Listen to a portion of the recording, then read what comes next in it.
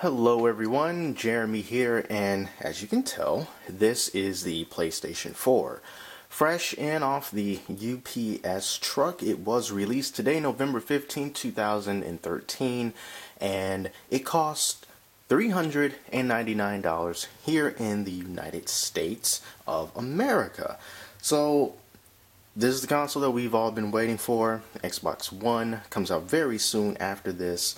But every model that goes out is going to be the 500 gigabyte model, as you can see right here. And it comes with the console, and it comes with a controller, and you get some cables and everything, but that's what this whole unboxing video is about. Now this particular bundle that I got is a Killzone bundle, so I can also show a Killzone Shadowfall, the actual case, and the extra DualShock controller. So this is Killzone Shadowfall, in case you're wondering what the actual cases look like. And then the DualShock 4 packaging, which we don't need to take this out because there's already going to be another controller in the box. So, yeah, let's get to it. Let's open this thing up. So, if we can just turn it upwards this way. Oh man, it feels heavy. You see, we got that nice sealed tape right there. So we're just going to cut through that. Cut through the tape using the old trusty scissors. Alright. At least I thought I could. Yep, tape is cut. Cool that it has a nice little handle there. Put it back down, open it up, and this is what you're going to get inside. This box is so wide, it's hard to get it all in frame from top to bottom. Oh, it closed. Alright, so let's see all the stuff that you get. Over here on the right side, this is the DualShock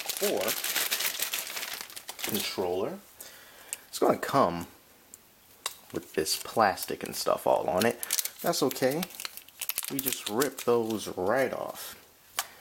So this is the DualShock 4, and you know, in comparison to the DualShock 3, you know, you're definitely going to have to grab them both, maybe in separate hands, and check out the differences. But let me just go grab one right now and show you what that's like. So DualShock 3 and DualShock 4. So just by looking at these, you can definitely see that there's a difference. The DualShock 4 is wider than the DualShock 3. You see that the analog sticks, instead of being all rounded like they are on the DualShock 3, they're a bit concave on the DualShock 4.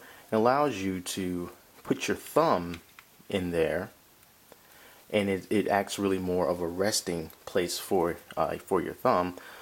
Some more comparisons between these two is the PlayStation button on the DualShock 3 is located right almost directly in the middle, but it's a little bit down.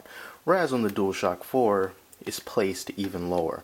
The directional pads, they feel very similar to each other, but on the DualShock 4 you have two extra buttons. This is the options button right here on the right side, and the share button is on the left side. And taking a look at the triggers on the back, you still have L1, R1, and R2 and L2, but these triggers are much different. Take a look at these triggers here on the DualShock 3. Notice how the DualShock 3 triggers, they've always been really quite smushy. They've always been really quite smushy, and is one of the downfalls of this controller. It wasn't really comfortable to play first-person shooters with it, but now that's changed because these are a lot more angular. It gives you a really good place to rest your fingers. So no more of the wanting to play a third-person or a shooter game, a multi-platform shooter game on the Xbox console because this controller is just better. This is definitely going to give it a run for its money. And then you also have this touchpad in the middle. It is a touchpad, and it also clicks. So it's not quite a replacement for a mouse, but you can definitely do some mouse-like gestures with it, and it also clicks. And then you also have this speaker grill. Not too sure if you can even see that, but there is a speaker grill right there in the middle of the DualShock 4, which will play back sounds depending on the software that you're using. And this is the light bar, which will light up depending on the game that you're playing. It could illuminate to tell you different things, to help you know if you're a first player, second player, and it really just all depends on the software altogether. And then of course, that's where you charge the controller. So that's the DualShock 4. Spent a decent amount of time on that. So yeah, let's move on to what's on the right side. Let me take a look before I go giving everything away. I'm just going to cover this up. If you get one of these launch day consoles, and maybe even some consoles after launch has been going on for a little while, you get yourself a 30-day trial of PlayStation Plus. And my thumb is covering up the code there. But PlayStation Plus is just a really fantastic service. It pays for itself. It's $50 a year, and in return, Sony gives you a whole bunch of free games and beta access, and it's just fantastic because if you're a PlayStation Plus member now, you can get Resogun and Contrast for the PlayStation 4 free. You know, that's just part of the thing that they do, and it's really quite awesome. Also, you get the quick start guide, which is something that most, if not all people, will just not care about. And then, in this flap, let's take out the cables. You've got yourself an HDMI cable, which, you know, you don't have to take this out the box. If you have a PS3, you can just take the HDMI cable from that, but it's always nice to have it. This is the USB charging cable for your controller, and you can charge the controller in the PlayStation 4 even if it's not on. So that's awesome. And then finally, this is your power cable. Again, if you have a PlayStation 3, you can just use its power supply from the PlayStation 3 and use it for the PlayStation 4. You don't have to use this, but again, it's nice to have. And then finally, this is the headset. This is the supplied headset that comes with the PlayStation 4. It's a little bit hard to achieve focus with this. Alright, yeah, so this is the headset, and it only has a single earbud as opposed to having two. But, you know, it is still something that's good to have, so you can immediately start either doing some voice commentary for Twitch videos or for your own little gameplay videos. So this is something that's also nice to have, which is something that Sony just did not provide in its consoles up until now.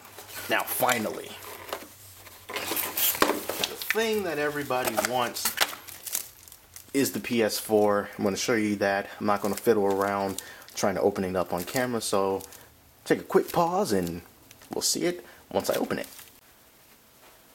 Alright, there she is, the PlayStation 4, in all of its angular beauty. So, as you can probably tell by the reflection, about a fourth of it is glossy, and the rest of it is this matte finish. Very, very smooth, reminiscent of the PS3 Slim. You got the PlayStation logo over there on the right side, and on the top, there is nothing. It's very angular. When you look at that, you see how it's not necessarily like a straight line. It's like a parallelogram. Over on the back, you have very simple inputs here. This is for your HDMI. This is for your Ethernet. This is your auxiliary port, which I believe the PlayStation 4 camera can fit into that. You've got your optical audio there for your surround sound and whatnot, and you've got your the input for your AC adapter. Flipping it over to the front, you notice the front by seeing the PS4 emblem right there, and on the front you see that all that you have are two USB ports, one there and the other one there, and then the power button is right here, right in between here. This is the power button. You can barely see it, but there are icons for the power button, and the eject button is directly underneath that. And on the very back, it just says PS4 Sony Computer Entertainment Incorporated. Now, let's do a little comparison here. There's the PS4, brand new launch, and here is the PlayStation 3, the launch model of the PlayStation 3. You can just see, hopefully, how much bigger the PlayStation 3 is or was at launch over the PlayStation 4. PlayStation 4 is significantly lighter than the old school Spider-Man font PlayStation 3. It's a lot more, it's very understated compared to the PS3, where, you know, oh man, this is heavy. Where the launch PS3, you know, you had all the different ports in there, and you had 4 USB ports on the back, and it's just so big, and it's so big and commanding. And the PS4 is more elegant. It's more sleek. It's a lot thinner, and overall, it's just better to look at, better to hold, better to everything. So that's everything that you're going to get in the box when you pick up your PlayStation 4. Next thing you have to do is just hook it up. Now, there are a couple of things that you need to know. There is a firmware update that is very, very important that you're going to need to download once you get your console, and it is version 1.50, and it enables a bunch of features, a huge amount of features. Twitch sharing, remote play with the PlayStation Vita. You know, that's just 2 bullet points, but there are a ton of things that you're going to need that firmware update to get.